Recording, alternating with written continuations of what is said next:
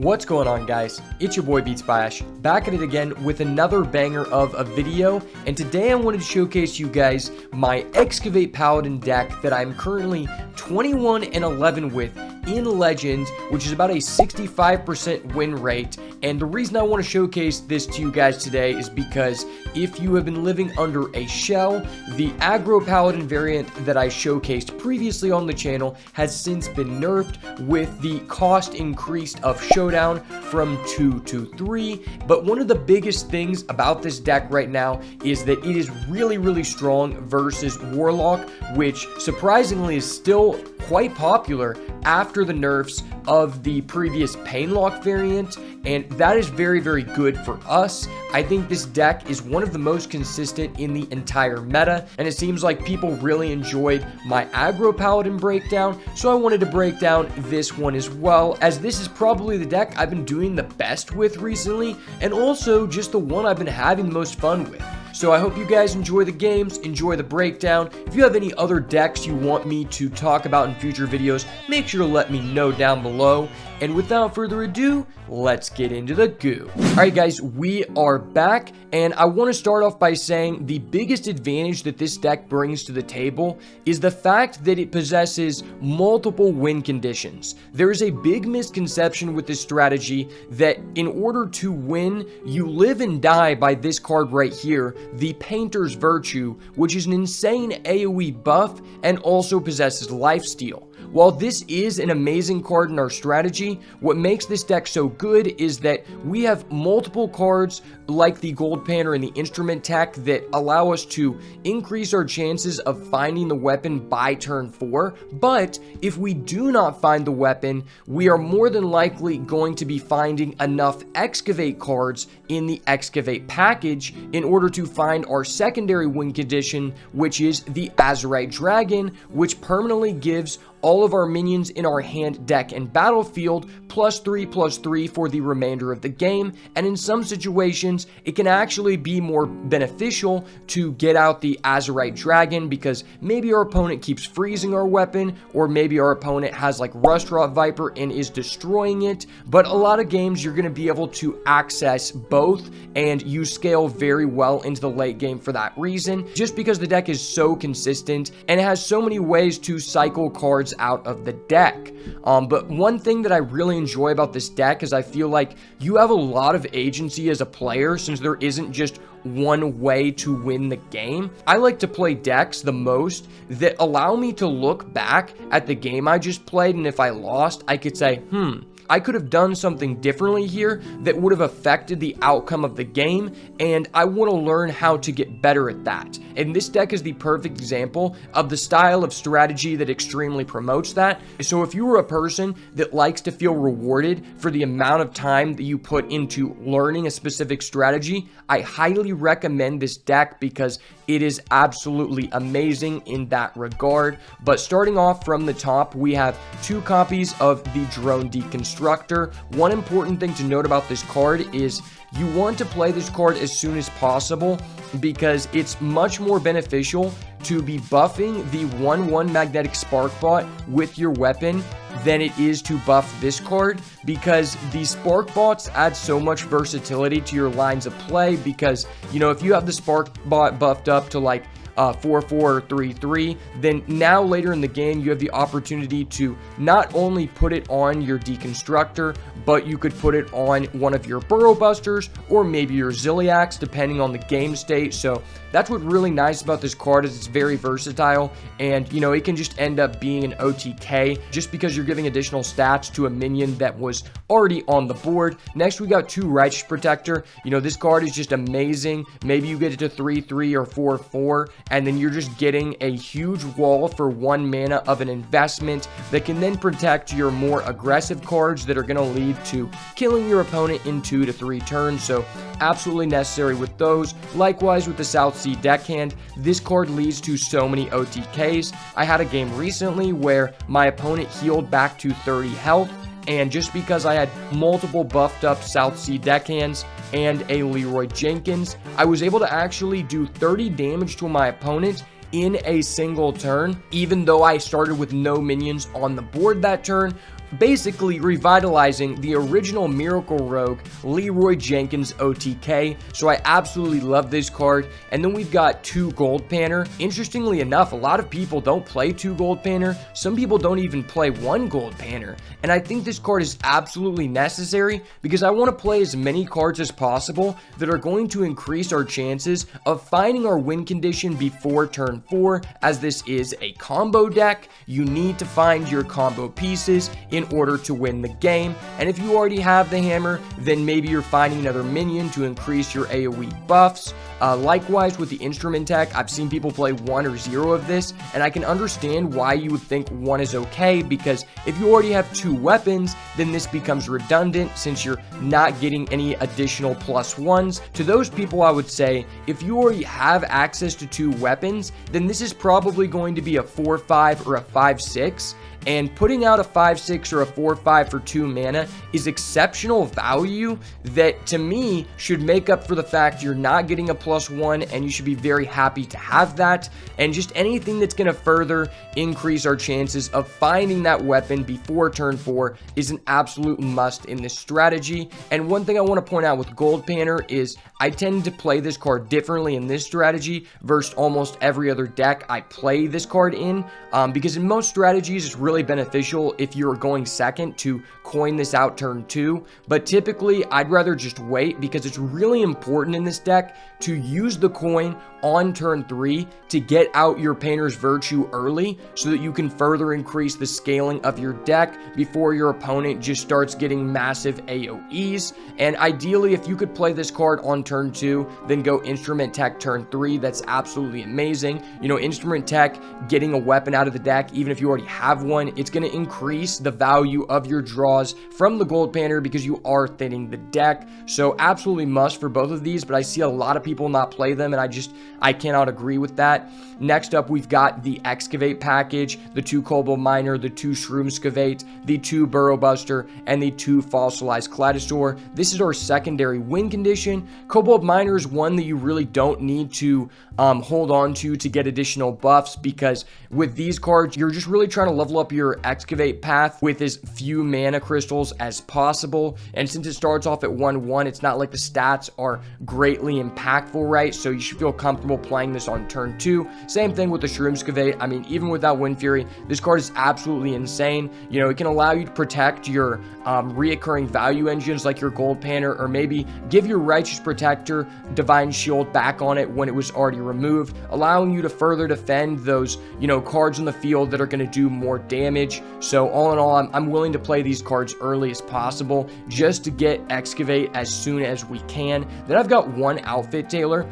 This is kind of a tech slot in the deck. If you want to put something else here, I'd be completely fine with that. The reason why I like one of these is because I think this is a very strong card, but it has a very narrow play window. Typically, you only want to use this in the late game when it can set up a OTK situation, and this card has been massively buffed enough to where it's just like +6 or +8 damage, and you just kill your opponent out of nowhere. And while that is an amazing effect, since you really only want to use this after it's been buffed, if you see multiple of these in the early game, you're kind of just screwed, because then you don't have any potential to curve out, because playing this on turn 3 is just really bad.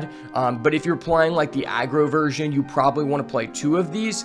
And I just don't agree with the aggro version because they cut the Excavate package, and I think it just adds too much versatility to your plays. We would have to remove Sir Finley the Intrepid, which is one of the best cards in the deck, because no matter which way you build this strategy, you're going to be extremely minion heavy, which means the only ways you can AoE your opponent's board are either with Sir Finley or by finding a random card off of Excavate, which is just kind of a gimmicky game plan to try to out, you know, a lot of the most popular boards that are going wide right now.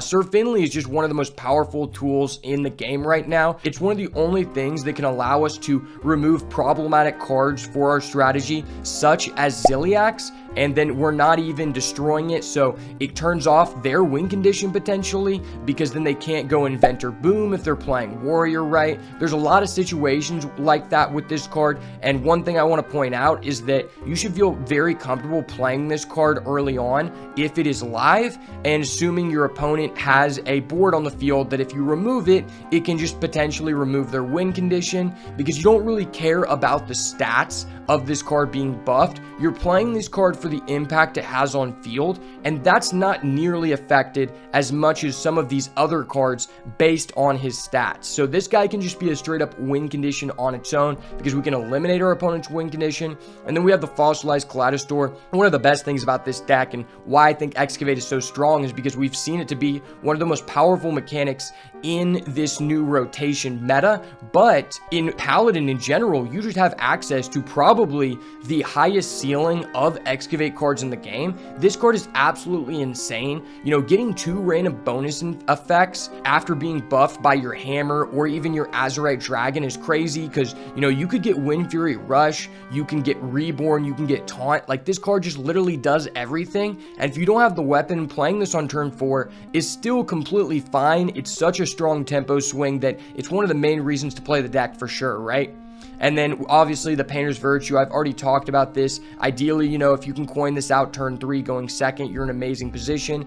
And one thing I do want to mention about this in conjunction with the instrument tech is if you have this at 1 durability, and let's say you're on 5 mana, I would rather just attack with it and then play out other minions from our hand that are buffed so we don't lose tempo, instead of playing the instrument tech to add us the weapon for next turn. Most of the time that's just going to be better. Just wait till turn 6 to use the instrument tech and then play the weapon again, because if you get behind on board, it can be very difficult to come back because of our lack of AoEs. Tigress plushie is just an all-star in this deck, just as much as it was in the aggro Paladin deck, because these lifesteal cards are what allows us to scale into the late game, because if our opponent puts us really low, these cards just allow us to come back out of nowhere.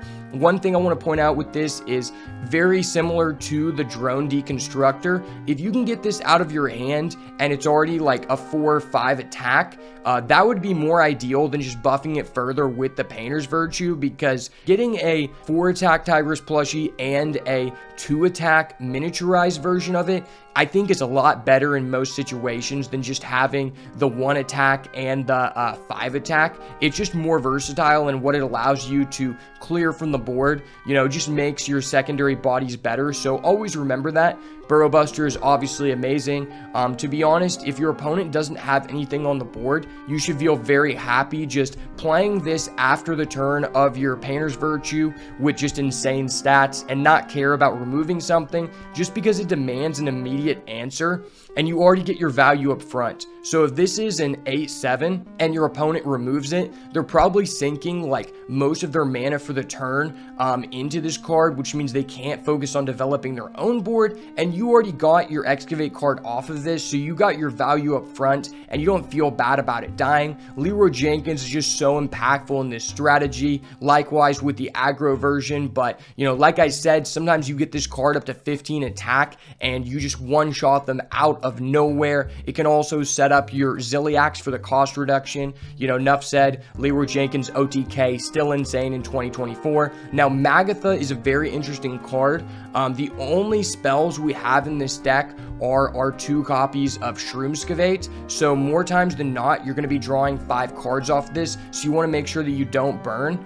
Ideally, you want to be able to use this after you still have 1 or 2 durabilities on your weapon. If you can play this on turn 5 after you already have your weapon, go up to 10 cards and just buff 10 cards, you're probably going to be winning that game, and I don't think you really care about burning a random card at that point. One thing I will mention about this card is it is very important in the Warrior matchup, and you could almost convince me that you should full mulligan for Magatha more times than not in that matchup, because of the vast amount of AoEs they have and how how slow that deck is, if you can keep this card in your opening hand, you probably just automatically steal the game because you just generate too many resources for them to answer, and you're probably just going to end up killing them even after they've AoE'd you 4 or 5 times. So very important in those slower control matchups. In those faster matchups, maybe not as much, but still just one of our few ways to get back in the game if we like lose control of the board. So very important in that.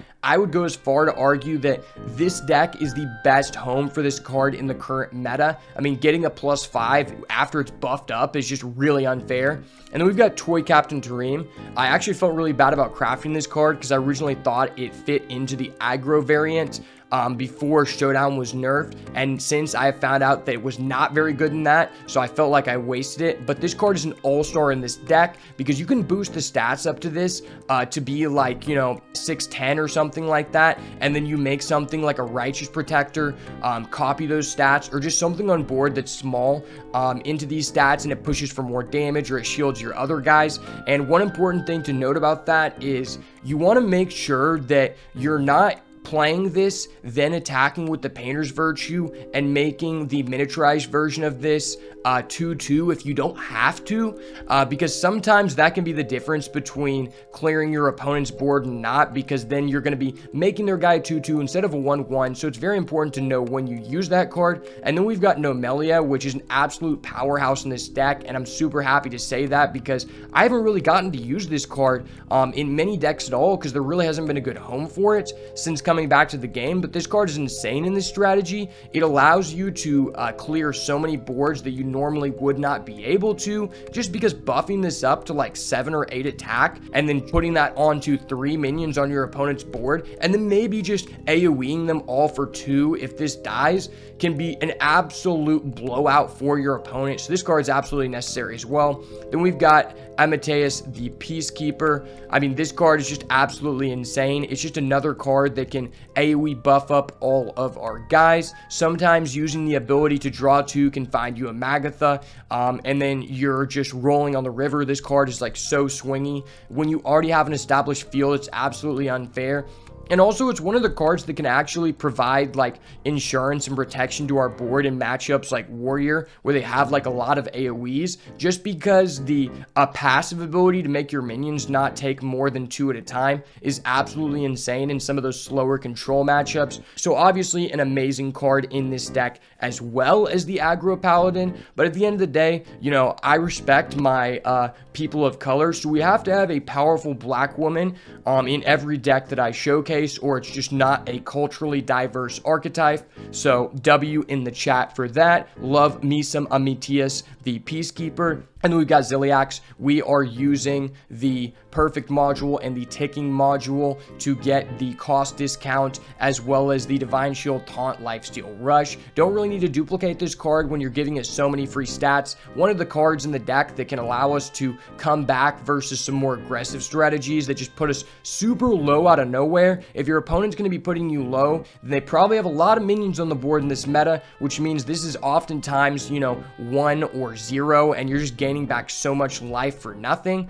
So an absolutely amazing card. But that's going to be it for the deck. If you have any questions about my card choices or any other tech options that you want me to give my opinion on, make sure to let me know down below in the comments, and let's hop into these games. Alright guys, hopping into game number 1 here. We're going to be starting off with a mirror match. To be honest, it kind of just depends on what deck he's actually playing. Like, I know the Highlander variant is pretty popular. Maybe the aggro variant isn't dead, but I do still think this is the best variant. Probably just going to full mull this. Try to look for the weapon, try to look for our card draw engine. Okay, so this is pretty much your ideal hand here, other than this outfit tailor, but we have so many early game plays that I don't think this doesn't really inhibit our plays, right? So I'm just going to start off with the drone deconstructor here. Alright, so now we're going to make sure that when we use the weapon, this is going to be buffed, and it adds more versatility to our plays because we already have a Burrow Buster. Giving a Burrow Buster poisonous plus some additional stats is never a bad thing. So because he just dropped this down, it's likely that he's still playing the aggro version, although that is not 100% confirmed. I'm going to go ahead and play the instrument tech here. Unfortunately, when you go second, you really just can't afford to put this down if you also have an instrument tech, because we just really need to coin this out turn 3. I think I'm just gonna go face with this. I don't really want to trade into this because I don't want to give him access to the Crusader's aura on turn 4 if he does play that, right? I'd rather force him to make the trades.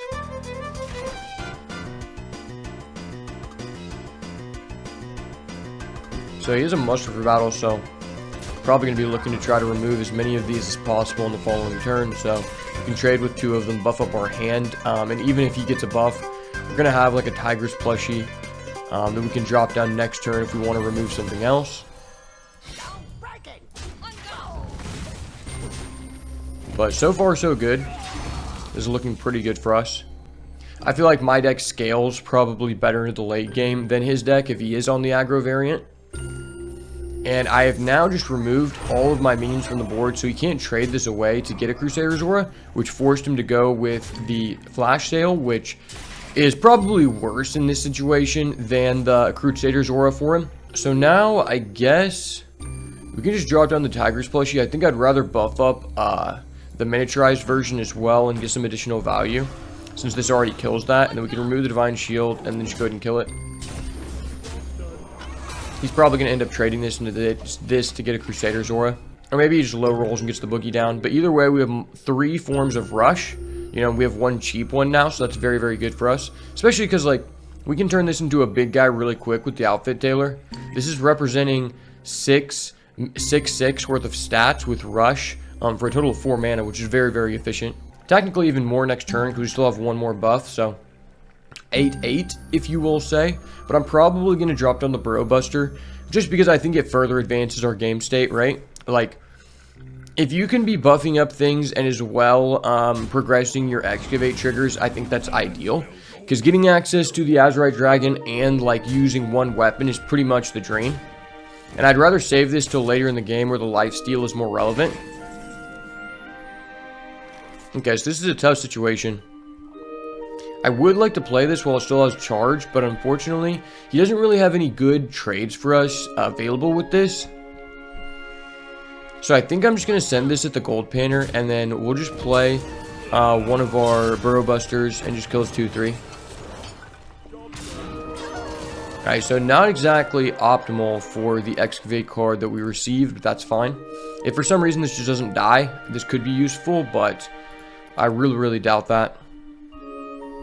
More than likely, this is just going to be used as a form of cycling, so we can try to find our second weapon, or more Excavate, right? I think the Kaleidosaur is probably really good in this matchup. Okay, so he has a Toy Captain Tareem, which is pretty nice there. So it's really good that we have the second Burrow Buster, because we can still just immediately remove this, and he hasn't put down a Crusader's Aura, so that's pretty nice. Ziliax is okay here. If he's able to rebuild the board, it's probably going to come down, but if he doesn't, then we just steamroll him anyway, so it's pretty much a win-win situation for us. So I guess let's just go ahead and drop this down. See what we get here. Okay, we get a Living Stone. It's okay in this matchup, to be honest. It gives us some defensive capabilities, right? And then I think I'm just going to trade this into that. So if he has like an AoE buff, he gets less value. I think that's more important than anything right now. Plus, we just have the Ziliax for reassurance. We're in a really good position right now. Alright, he's dropping down Amatius. It's honestly not that insane right now. It's a little bit irritating for us to answer, though.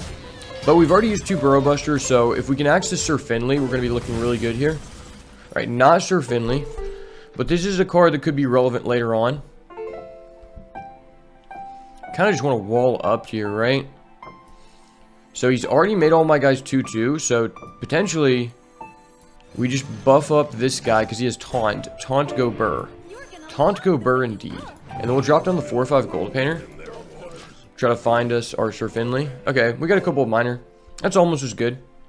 Cheap Excavate. Typically what I like to tell people is I feel like if you have like a high-costed Excavate card and a low-costed one, I would prioritize using the high-costed one first.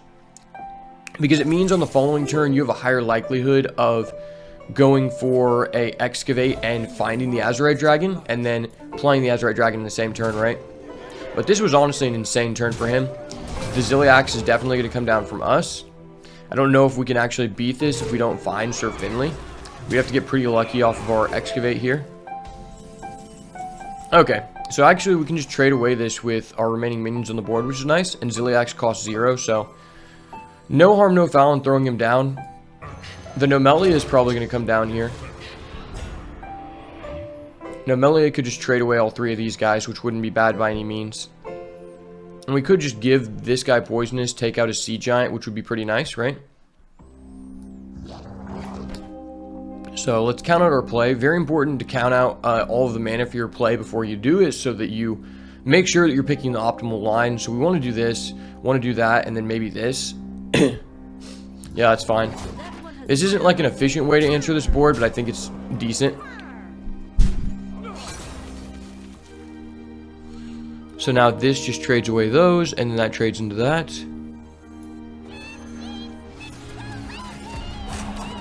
It's probably about as efficient as it's going to be.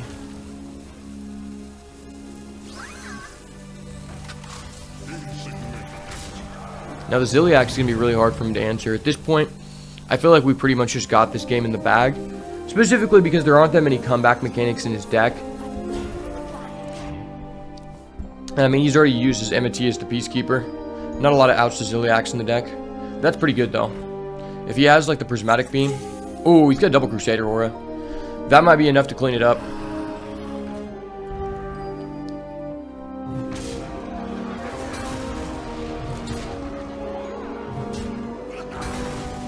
Once again, still probably looking for the Sir Finley here.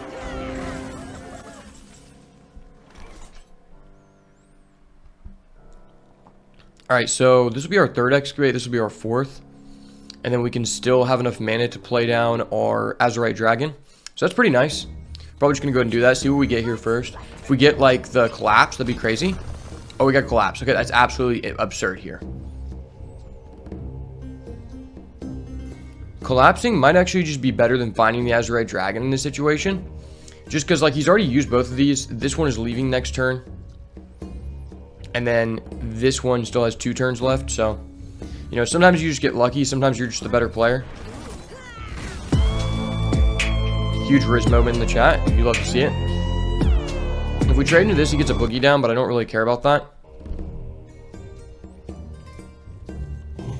I could just give this Divine Shield, so we can at least have the Azurite Dragon in hand and we keep more bodies. That's probably pretty efficient. We want to keep as many bodies as possible for when we drop down the Azurite Dragon. And this is a little bit irritating for him to answer here, because he's used like a lot of his rush so far. The fact he's used both showdowns puts us in a pretty safe position. But like I said, our deck just scales better into the late game than his does. Very difficult for him to come back now, because even if he has like a Prismatic Beam, he doesn't have a showdown available to discount it. And I don't think there's that many rush options that he has available to be able to answer this board. And he only even had 2 1-drops left in the deck, so that's pretty good. Although he did get to Flash Sale here, he is now out of cards, and one of his Crusader auras is completely gone, and the other one leaves next turn. But our Azurite Dragon is just huge here. It's actually just huge, and it's going to clean up this board very nicely. To be honest, we might actually have game, because the Leroy's 9 attack. So we have to calculate this out. So we trade here, here, here, here. That's 6. That's 9. That's 15. We're 1 damage off. You gotta be kidding me.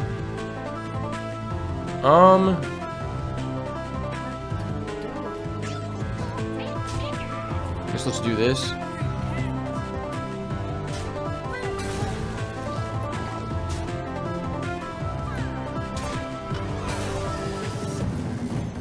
Probably put the Divine Shield back on this guy since we can't go for game with Leroy. No reason to use it. Make it more irritating for him to answer this board. Water Source 2 times in a row. You hate to see it. Well, let's just clear that guy. And then the game's pretty much over. I don't think there's any way he can come back. So we get here. Can we get a Drone Deconstructor? I mean, it's a 4-5. It's just pretty absurd. If we want, we can just make this Wind Fury. Probably just hold this till next turn. Not let him know that we have that, but I think this is just game. I don't think it really matters what we do. I don't think there's any 2-card combination that can get him back in the game, so it was very, very nice for us. I mean, this card is just really important in this matchup. Oh, he plays Hearthstone Brute. That is an interesting tech because you do run low on resources in this deck, so could get him back in this game. Definitely wasn't thinking that he played that. Lifesteal is definitely very relevant. Yeah, this card is really busted. This card is really busted against our strategy. This was probably one of the best hands that he could have gotten, but I don't know if it's enough to allow him to like full clear the board. I think we're just going to end up with lethal still. Yeah, I mean, that's just game on board. There's just nothing you can do. Well played, my friend. Well played. And that's going to be all she wrote. So the deck is pretty good versus the aggro version, just because we scale better into the late game. You can have some trouble versus the Highlander version, but I won't say that that's very popular right now. Alright, game number 2 versus a Death Knight. Good to see that we're going to get some variety in for the video. You gotta love to see it. We're just going to full mull here. Look for access to our weapon. Okay. And our deck tracker is suddenly back. You love to see it. People can see our beautiful record of 27-17. Pretty nice. This hand isn't, like, ideal by any means, but we at least have a turn 2 play, right? What's really good about this card, which I feel like is very understated, is the fact that it's like Scarab Keychain in reverse in the way that it is a 2-drop, but considering you're guaranteed a 1-drop if you're playing this first, it can basically compensate for a lack of 3 drops, which if you'll notice something about this deck, we basically have no 3 drops in it that we actually want to play on curve. We have the 1 Outfitter, we have the 1 Sir Finley, 2 cards that you don't want to play on turn 3. So cards like Kobold Miner, cards like Drone Deconstructor really make up for a lack of 3 drops that are good on curve. I think I'm just going to go with the Kobold Miner. I think it further advances our game state over the Drone Deconstructor, considering we don't have access to a weapon yet. I don't know how ideal this is. This is probably a situation where it would have been better for us to get access to the heal 3 draw 1, just because we're looking for our combo pieces at this point in the game. But we can at least use this to trade into that, and I'm just going to put this on the board to use up all of our mana. Alright, Divine Shield, that's fine. Don't necessarily have anything to do next turn, so I'm willing to put this on the board just to develop bodies, get ahead on the board. Plus, it makes it to where if he uses his hero power, he can't just kill this 2-1, so.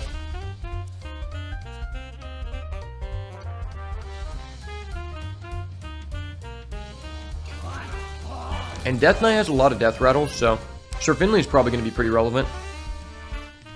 Assuming that we survive long enough to do that. And this card is pretty good. I think this card was so underrated on release. A lot of people felt like this was an arena exclusive card. But realistically, like, in a format where we have a small amount of cards in the Discover pool than we will have later in the year, I think this is better now than it will be later on. Just because of the mana discount, and there's ways you can manipulate it by just buffing the hand to where it becomes even more absurd. But I happen to be a dirty high roller and drew into a Excavate card on curve. We ended up getting the taunt on the stealth, so it's kind of counterproductive, but I mean, stealth is just good in general, right? This card's probably going to be pretty relevant because Death Knight just has like a lot of taunts, a lot of like death rattles, a lot of cards that get buffed in hand that are just good to return back to hand for tempo, right? And then next turn we have the Burrow Buster, so not a bad situation by any means. Guess I'm just going to trade into that, go face. Ideally, he won't have a Quartzite Crusher, and we'll top deck a weapon next turn so he doesn't freeze face. It's kind of like, that's why I say, like, in some situations it can be better for you to just go with the Excavate plan than the weapon plan, because like Quartzite Crusher is a pretty popular card, so is Restaurant Viper, and it feels really bad when you invested 4 mana and just got nothing in return. Okay, so that was a little bit irritating, but it doesn't stop us by any means. Just gonna go and play the Burrow Buster, further advance our game state. And then we have Excavate 4 next turn. So if we get to keep a minion on board, we just go Shroomscavate into our Azurite Dragon, and then we're playing the game, which is pretty nice. Sometimes in these slower matches, you can get away with that. I'm just gonna remove all of his guys in case he has an AoE, so we are actually doing something with our game pieces. Because Death Knight does have quite a few ways to clear the board, even though that poisonous card got nerfed.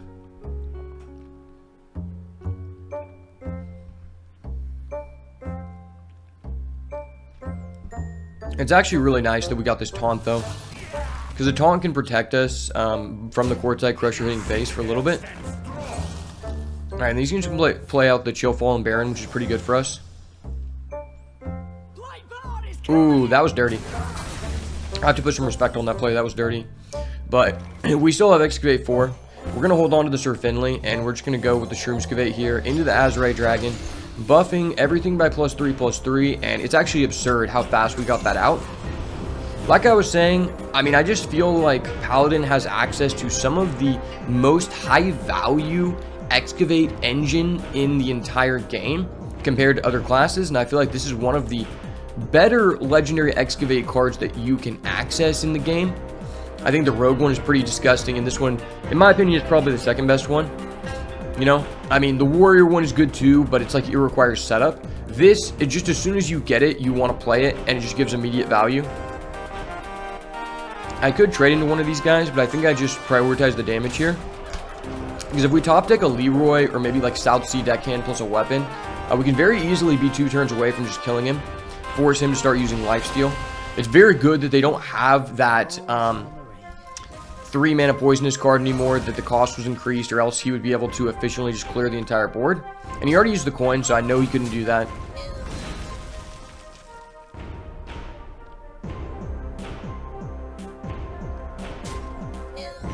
All in all, I feel like Death Knight is just such a 50-50 matchup though, because it just depends on how much sustainability they have, how much freeze they have on our face, right? If they don't have freeze, if they don't get back a bunch of life in the mid game, very possible that we just one-shot them, you know, so it's pretty much a 50-50 matchup. There's also a couple different builds running around that do different things. I feel like the deck is a lot better versus the Plague variant. You don't really care about Plagues too much, because you kill people so fast. Ooh, and that's a Magatha. If we had the weapon, I would like be highly incentivized to like auto drop this, even for like less cards. But we do not have the weapon, which is very unfortunate here.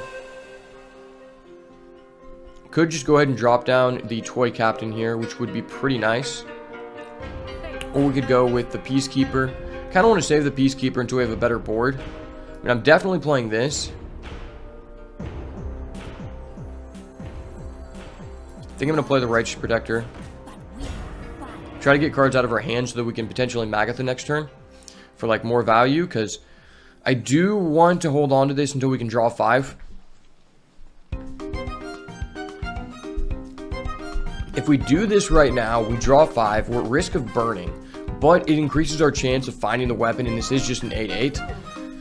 So if we want to have a time to play this, this might be the best time to do it. This isn't like ideal, but I think it's worth it here, just because we're so close to closing out the game. Okay, and we ended up getting a 1-drop card we can throw on the field, so we will not be burning today, even if we draw no spells. Okay, so no weapon, but we did get another 1 mana 4/4 taunt, which is amazing. Add some more insurance to the board, and then we have Leroy at 9 attack right now, so we're currently threatening lethal, which is very, very nice.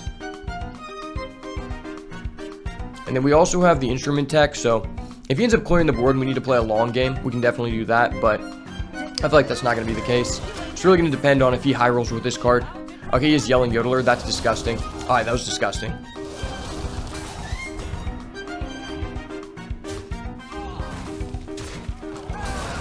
Yeah, those are mega disgusting. We might have to go ahead and try to find the weapon. Okay, we have the weapon now. Have the weapon. This is a really good turn to play Sir Finley, so I mean, we're never attacking before we play Sir Finley, so I guess we can just drop it down.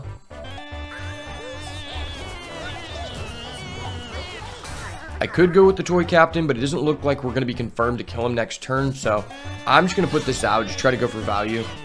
We still have access to quite a few rush minions. Still not in a bad position by any means. We're currently representing lethal on board, but it's very likely he's going to play down a taunt, or he's going to gain some life, which is probably the more likely outcome. Man, Sir Finley is just so good and so versatile. Alright, if he doesn't get any life, this is just game. Okay, yeah, this is just GG, man. Very fortunate for us that he did not have lifesteal. He didn't have the Quartzite Crusher. Quartzite Crusher would have set us back pretty far there. And then we end up drawing the South Sea deckhand because, you know, BM. Alright, thank you, Lord, for this Canary. We are just dirty. Now, obviously, as a Chad, we have to end the game with Leroy Jenkins. for the content, of course. Leroy Jenkins, the content king. You already know it. Yes, Sirski, brother. Easy 2-0 for the video. You gotta love to see it, baby. Alright, game number 3 versus Hunter. Obviously, the hoodie had to come off so I could show off this fire shirt in the video. Kind of swagged out for what? Okay, so we have the weapon. That's perfect. I like one drone deconstructor. I'd like to look for some form of excavate so we could get both engines going at the same time. Although I think it is fair to keep both.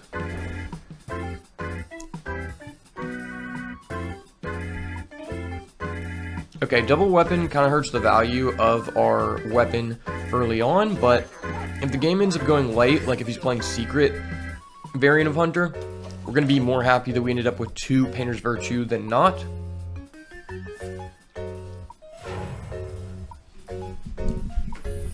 Really looking to find something here like a gold painter. That'd be really, really good. Okay, so we get the outfitter. Not like ideal. I kind of want to just attack. I want to test the secret before we play this because I don't want it to go back to hand and like just lose this, right? Alright, so he doesn't have that.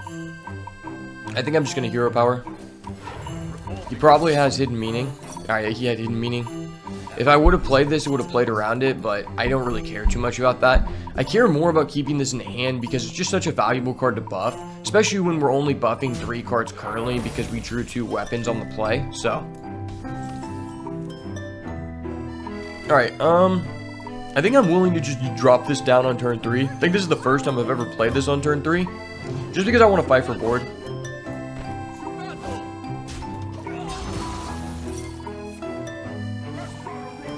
Alright, well, we know he's playing the secret variant indeed. If he ends up trading his 3-4 into our 2-2, our weapon just clears this guy, which is nice.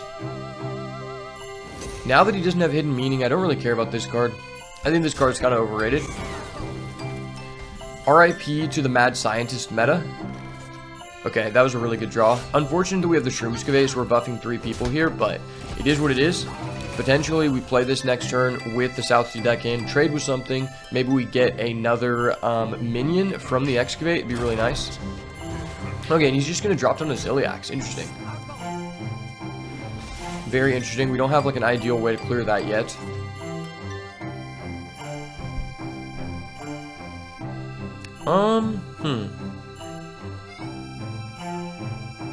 I think I'm willing to just attack this and hope that we get something good from our Excavate here.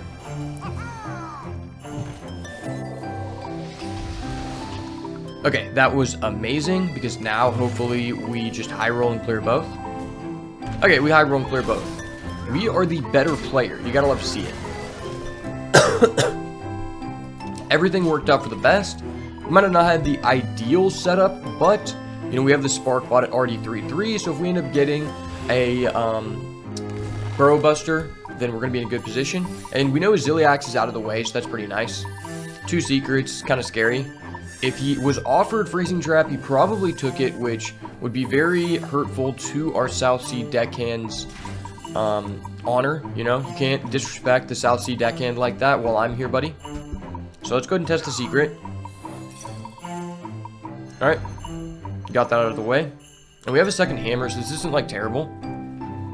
Potentially, if we get our Excavate off and we get to the Azurite Dragon, this still might be like insane value later on. Now I think I'm just gonna go face here, buff up our boys, and then we can go with the Cobalt Miner. There was an argument to play this first in case we got a minion, but it's not really the main reason you're playing this card. And then we can go ahead and drop down our Kaleidosaur for value. Okay, Wind Fury plus Rush. So it would have been insane if he didn't have stealth minions. Still a good chance to survive until next turn, but we're in a good position regardless. We are 1 Excavate away from the Azurite Dragon. And he just gets his 3rd hidden meaning of the game. You hate to see it. But we do have our 2nd hammer. Next turn we can hammer again. Buff this guy up again. Get him back to a suitable set of stats, and then maybe it takes all of his mana to remove our board. Alright, so he's taking 6 damage, so I feel like the Kaleidosaur really did its part there. Traded for 2 minions, and he took 6 damage. So, not bad by any means. He's going to get a product 9. Ripperonis in the chat. So we got a hidden meaning and a freezing trap. Hidden meaning, freezing trap, and what was the other thing he did? Oh, yeah, it was that card that lets him draw 2. Gotcha. Decisions. We could go Burrow Buster to turn on the Azurite Dragon. It's kind of... I mean, it's just going to get bounced back to hand, right? I think I'd rather play this. But if I play this first, then he gets 2 things that aren't a weapon.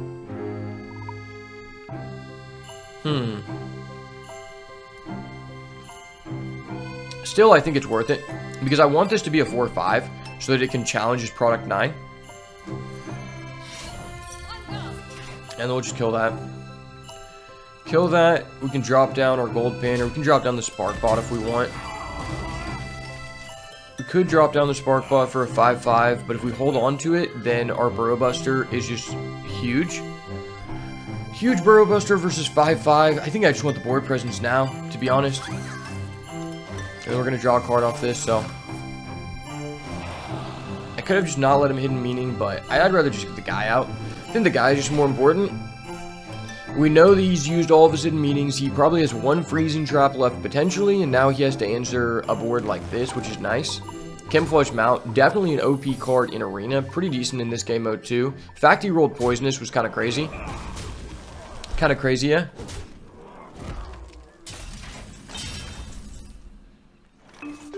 Okay, I think this was just such a good top deck that I think we're willing to just do this. And I don't want him to freezing trap that, because that's just like too much value. So I think what we're going to do here is not attack with this, just keep it for the value. We're going to play this, obviously. Like, this is just too good. But let's go ahead and attack first.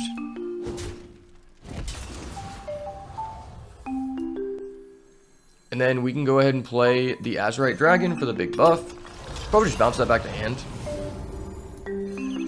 This is 7-7. We know he doesn't have a Zilliax, so not dissatisfied with this board by any means. To be honest, I'm just going to wait until we can attack with this to trigger the freezing trap. Because bouncing this back to hand, even though it loses the stats, still really good for closing out the game, right? Because we can just bounce something. Alright, he's just going to give the game to us. Easy 3-0 for the video. You gotta love to see it. I mean, in all fairness, I feel like we just had that game. We had him by the balls. The Azurite Dragon is just so oppressive right now. Alright, match number 4 going up against Priest. Awesome that we're actually getting against 4 unique matchups. You gotta love to see that. Priest is kind of a difficult matchup. We just have a lot of good targets for them to use like Puppet Theater on, which is just a really busted card. The new card from the mini set that lets them get your best card 2 times as a 1-1. But we do get the Magatha. Magatha is going to be really beneficial in this matchup because the game's going to go very long. Unless he just high rolls us just with a bunch of 1-drops, be kind of irritating. We are on the draw, and he already just has an answer to the gold panner, so not really worth it to coin here. I feel like 9 out of 10 times not really worth it to coin gold panner in this deck. So any incentive for me not to do that, I'm happy for, because you know I'm a high roller, and we will draw the weapon within the next 2 turns, be able to play it, and then just coin our weapon on turn 3. Let's get out a copy of that. Okay. I mean, it makes sure he removes our gold panner, but that's fine. I mean, he was removing our gold panner anyway. And this is blocking damage, getting us closer to the weapon, getting us closer to excavate. So you gotta love to see it. That's pretty good. That is pretty good. It means when we play our Magatha, we are less likely to draw a spell, and we're digging closer and closer to the weapon. Alright, we always draw the weapon here every time. I believe, chat. I believe. Okay, it's not a weapon. That is not ideal for us by any means.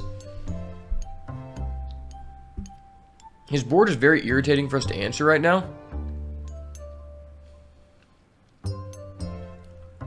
There is an argument to coin out both Kobold Miners.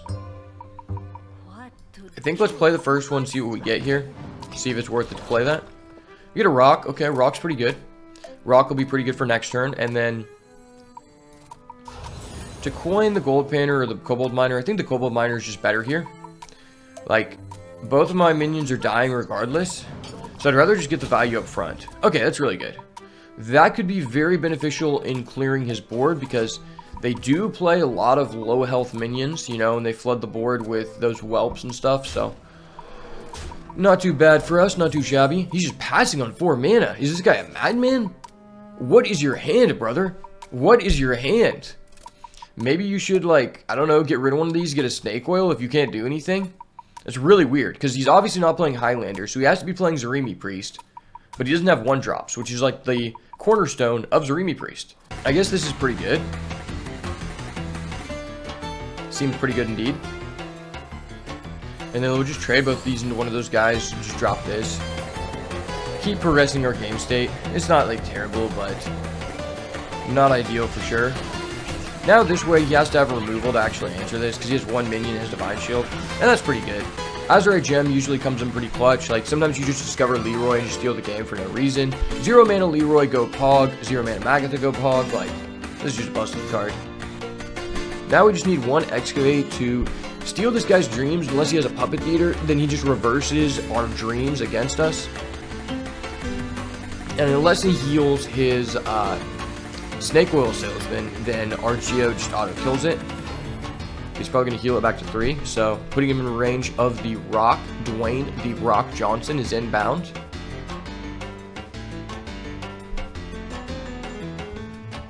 And I mean, if he's healing this, he's not developing the board, so that's just better for us. Him foregoing developing the board for several turns, the only reason we even have a shot in this game. I could just go with the Gold Banner, which is pretty good, but I want to get as many cards out of my hand as possible, considering that we have a Magatha, which can refill us. So let's start with this, see what we get here. Death Rattle, swap this with a minion from your hand, give a Lifesteal. Rush. It's kind of nice. I don't really want the Tendrils. And this card is kind of good. It's 5/4, you can get Divine Shield, which is pretty nice. Swap this with a minion. I just don't know how I feel about this. Yeah, let's just go with that guy. I mean, he's just the most sure thing, right?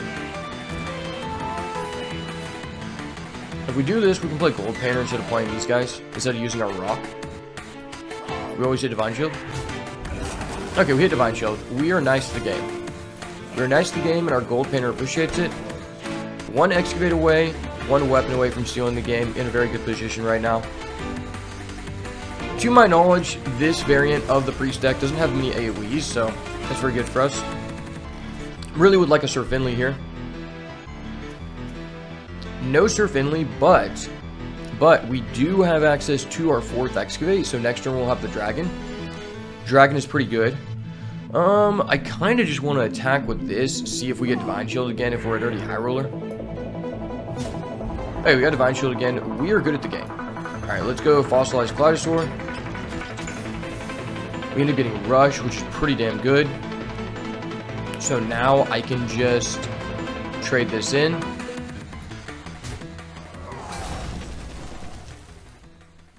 Play this guy. Play this guy. And then just go face, I guess. Next turn, we're set up for a fat Azurite Dragon, and we got the Painter's Virtue. And he's just full on cards. Yeah, he's going to need a Ziliax here to come back for sure. Going to need Ziliax for sure.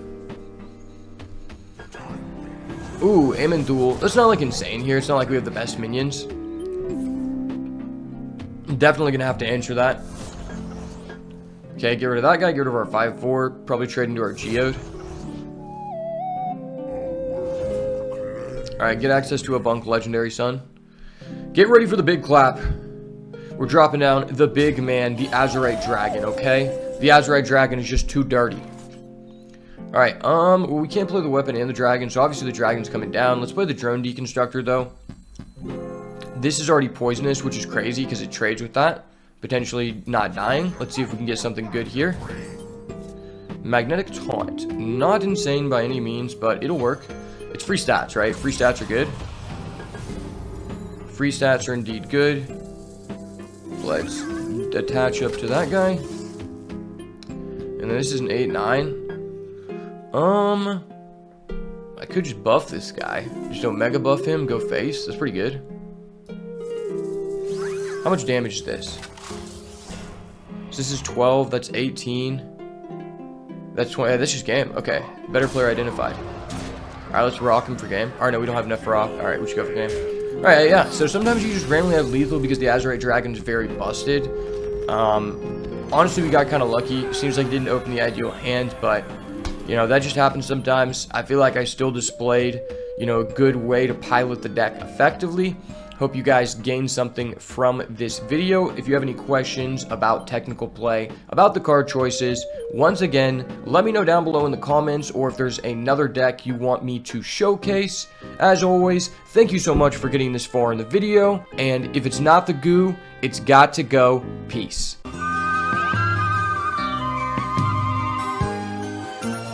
Ooh, is that indigo?